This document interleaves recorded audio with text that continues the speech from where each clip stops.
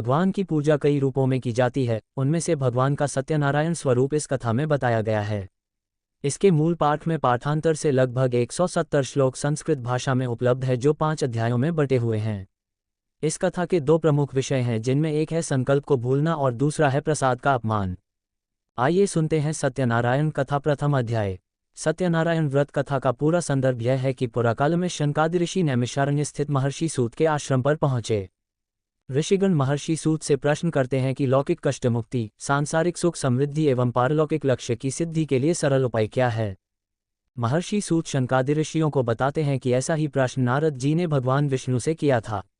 भगवान विष्णु ने नारद जी को बताया कि लौकिक क्लेश मुक्ति, सांसारिक सुख समृद्धि एवं पारलौकिक लक्ष्य सिद्धि के लिए एक ही राजमार्ग है, वह है सत्यनारायण व्रत। सत्यनारायण का अर्थ है सत्याचरण, सत्याग्रह, सत्यनिष्ठा। संसार में सुख समृद्धि की प्राप्ति सत्याचरण द्वारा ही संभव है। सत्य ही ईश्वर है। सत्याचरण का अर्थ है ईश्वर आराधन, भगवत पूजा। कथा का प्रारंभ सूत जी द्वारा कथा सुनाने से होता है। नारद जी भगवान श्री विष्णु के पास जाकर उनकी स्तुति करते हैं। स्तुति सुनने के अनंतर भगवान श्री विष्णु जी ने नारद जी से कहा, महाभाग, आप किस प्रयोजन से यहाँ आए हैं, आपके मन में क्या है, कहिए, वह सब कुछ मैं आपको बताऊंगा। नारद जी बोले, भगवान, मृत्युलोक में अपने पापकर्मों के द्वारा विभिन्न योनियों में उत्पन्न सभी लोग बहुत प्रकार के क्लेशों से दुखी हो रहे हैं। हे नाथ, किस लघु उपाय से उनके कष्टों का निवारण हो सकेगा? यदि आपकी मेरे ऊपर कृपा हो तो वह सब मैं सुनना चाहता हूँ, उसे बताएं।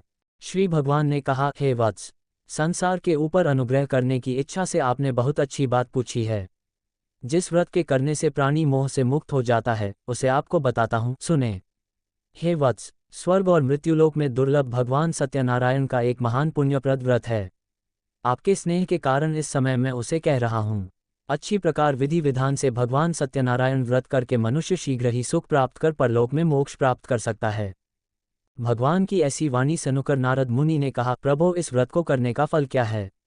इसका विधान क्या है? इस व्रत को किसने किया और इसे कब करना चाहिए? ये सब विस्तारपूर्वक बतलाइए। श्री भगवान ने कहा, ये सत्यनारायण व्रत दुख शोक आदि का शमन करने वाला, धन धान्य की वृद्धि करने वाला, सौभाग्य और संतान देने वाला तथा सर्वत्र विजय प्रदान करने वाला है। जिस किसी भी दिन भक्ति और श्रद्धा से समन्वित होकर मनुष्य ब्राह्मणों और बंधु बांधवों के साथ धर्म में तत्पर होकर सायंकाल भगवान सत्यनारायण की पूजा करे, नैवेद्य के रूप में उत्तम कोटि के भोजनीय पदार्थ को सवाया मात्रा में भक्तिपूर्वक अर्पित करना चाहिए। केले के फल, घी, दूध, गेहूं का चूर्ण अथवा गेहूं के चूर्ण के अभाव में साठी चावल का चूर्ण, शक्कर या गुड़, ये सब भक्ष्य सामग्री सवाया मात्रा में एकत्र कर निवेदित करनी चाहिए। बंधु बांधवों के साथ श्री सत्यनारायण भगवान की कथा सुनकर दक्षिणा देनी चाहिए। तदनंतर बंधु बांधवों के साथ भोजन कराना चाहिए। भक्तिपूर्वक प्रसाद ग्रहण करके नृत्य गीत आदि का आयोजन करना चाहिए। तदनंतर भगवान सत्यनारायण का स्मरण करते हुए अपने घर जाना चाहिए। ऐसा करने से मनुष्यों की अभिलाषा अवश्य पूर्ण होती है। विशेष रूप से कलियुग में पृथ्वीलोक में ये सबसे छोटा सा उपाय है। दूसरा अध्याय। श्री सूत जी बोले, हे द्विजों, अब मैं पुनः पूर्वकाल में जिसने इस सत्यनारायण व्रत को किया था उसे भली भांति विस्तारपूर्वक कहूँगा। रमणीय काशी नामक नगर में कोई अत्यंत निर्धन ब्राह्मण रहता था। भूख और प्यास से व्याकुल होकर वह प्रतिदिन पृथ्वी पर भटकता रहता था। भगवान ने उस दुखी ब्राह्मण को देखकर वृद्ध का रूप धारण करके उस द्विज से आदरपूर्वक पूछा, हे द्विज, प्रतिदिन अत्यंत दुखी होकर तुम किस लिए पृथ्वी पर भ्रमण करते रहते हो? हे द्विज श्रेष्ठ, ये सब बतलाओ, मैं सुनना चाहता हूँ। ब्राह्मण बोला, प्रभो, मैं अत्यंत दरिद्र हूँ और भिक्षा के लिए ही पृथ्वी पर घूमा करता हूँ। यदि मेरी इस दरिद्रता को दूर करने का आप कोई उपाय जानते हो तो कृपापूर्वक बतलाइए। वृद्ध बोला, हे देव, सत्यनारायण भगवान विष्णु अभीष्ट फल को देने वाले हैं। हे विप्र, तुम उनका उत्तम व्रत करो, जिसे करने से मनुष्य सभी दुखों से मुक्त हो जाता है। व्रत के विधान को भी यत्नपूर्वक कहकर वृद्ध रूपधारी भगवान विष्णु वहीं पर अंतर्धान हो गए। वृद्ध ने जैसा कहा है उस व्रत को अच्छी प्रकार से वैसे ही करूंगा, ये सोचते हुए उसको रात में नींद नहीं आई। अगले दिन प्रातःकाल उठकर सत्यनारायण का व्रत करूंगा, ऐसा संकल्प करके वह भिक्षा के लिए चल पड़ा। उस दिन भिक्षा में बहुत सा धन प्राप्त हुआ।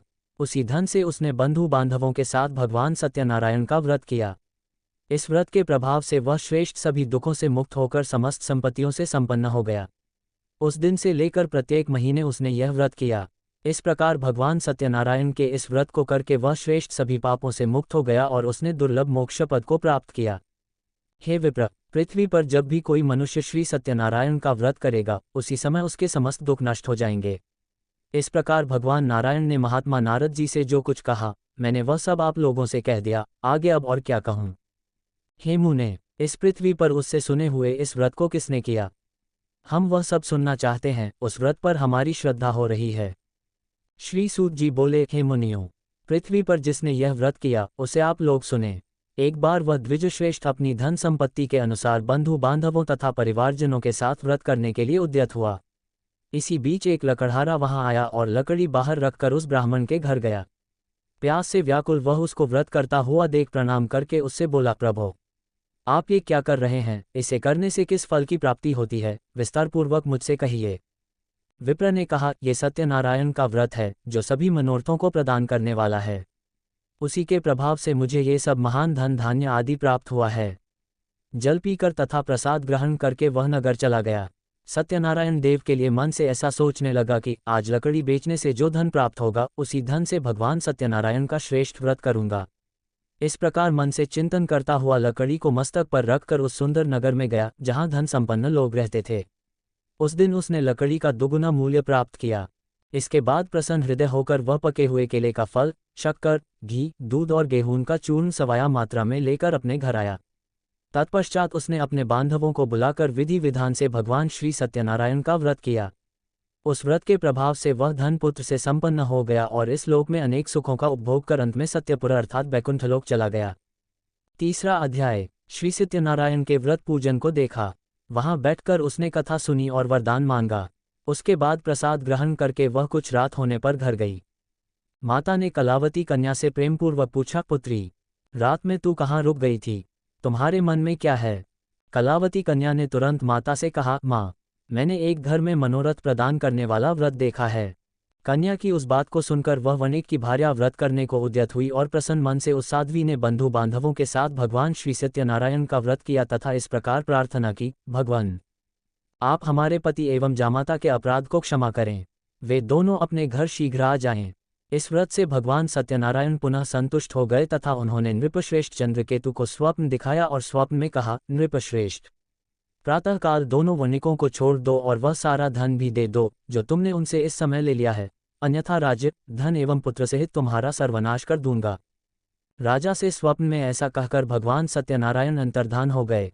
इसके बाद प्रातःकाल राजा ने अपने सभासदों के साथ सभा में बैठकर अपना स्वप्न लोगों को बताया और कहा, दोनों बंदी वणिक पुत्रों को शीघ्र ही मुक्त कर दो। राजा की ऐसी बात सुनकर वे राजपुरुष दोनों महाजनों को बंधन मुक्त करके राजा के सामने लाकर विनयपूर्वक बोले, महाराज, बेड़ी बंधन से मुक्त करके दोनों वणिक पुत्र लाए गए हैं। इसके बाद दोनों महाजन नृपश्रेष्ठ चंद्रकेतु को प्रणाम करके अपने पूर्व वृतांत का स्मरण करते हुए भयविह्वल हो गए और कुछ बोल न सके। राजा ने वणिक पुत्रों को देखकर आदरपूर्वक कहा, आप लोगों को प्रारब्धवश यह महान दुख प्राप्त हुआ है, इस समय अब कोई भय नहीं है। ऐसा कहकर उनकी बेड़ी खुलवाकर क्षौकम आदि कराया। राजा ने वस्त्र अलंकार देकर उन दोनों वणिक पुत्रों को संतुष्ट किया तथा सामने बुलाकर वाणी द्वारा अत्यधिक आनंदित किया। पहले जो धन लिया था उसे दूना करके दिया। उसके बाद राजा ने पुनः उनसे कहा, साधो, अब आप अपने घर को जाएं। राजा को प्रणाम करके, आपकी कृपा से हम जा रहे हैं, ऐसा कहकर उन दोनों महावैश्यों ने अपने घर की ओर प्रस्थान किया। चौथा अध्याय। श्री सूत जी बोले, साधु बनिया मंगलाचरण कर और ब्राह्मणों को धन देकर अपने नगर के लिए चल पड़ा। साधु के कुछ दूर जाने पर भगवान सत्यनारायण की उसकी सत्यता की परीक्षा के विषय में जिज्ञासा हुई। साधो, तुम्हारी नाव में क्या भरा है? तब धन के मद में चूर दोनों महाजनों ने अवहेलनापूर्वक हंसते हुए कहा, दंडिन, क्यों पूछ रहे हो? क्या कुछ द्रव्य लेने की इच्छा है? हमारी नाव में तो लता और पत्ते आदि भरे हैं। ऐसी निष्ठुर वाणी सुनकर तुम्हारी बात सच हो जाए, ऐसा कहकर दंडी सन्यासी का रूप धारण किए हुए भगवान कुछ दूर जाकर समुद्र के समीप बैठ गए। दंडी के चले जाने पर नित्य क्रिया करने के पश्चात उतराई हुई अर्थात जल में ऊपर की ओर उठी हुई नौक को देखकर साधु अत्यंत आश्चर्य में पड़ गया और नाव में लता और पत्ते आदि देखकर मूर्छित हो पृथ्वी पर गिर पड़ा।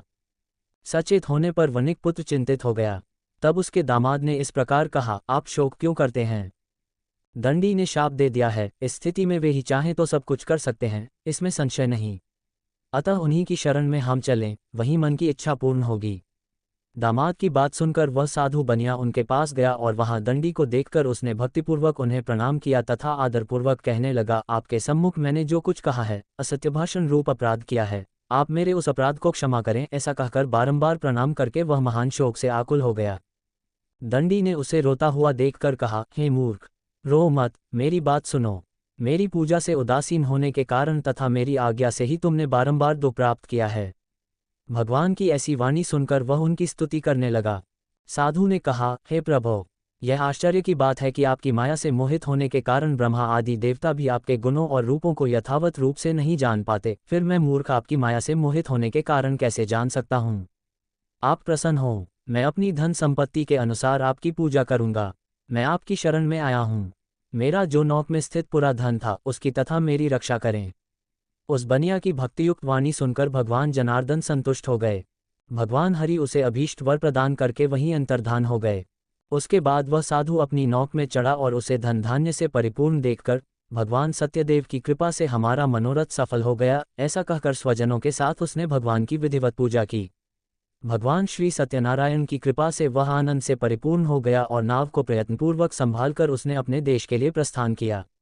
साधु बनिया ने अपने दामाद से कहा, वह देखो, मेरी रत्नपुरी नगरी दिखाई दे रही है। इसके बाद उसने अपने धन के रक्षक दूत को अपने आगमन का समाचार देने के लिए अपनी नगरी में भेजा।